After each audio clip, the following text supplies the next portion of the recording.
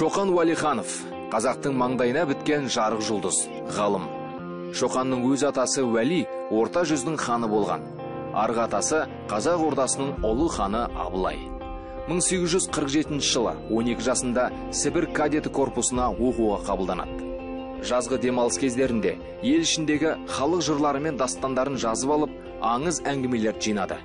Қозгөрпеш баян сұлу жыры Шоқанның алғашқы жазған шығармаларының бірі.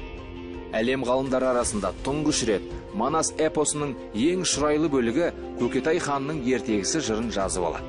1858-1859 жылдары Шоқан аса қиын құпия жағдайда өз өмірін қатерге тігіп Қашғарияға сапарлайды. Қашғария өлкесінің тарихы, этнографиясы, мәдениеті мен геологиясы, географиялық жағдайы жайлы бұған дейін мүлде белгісіз еді.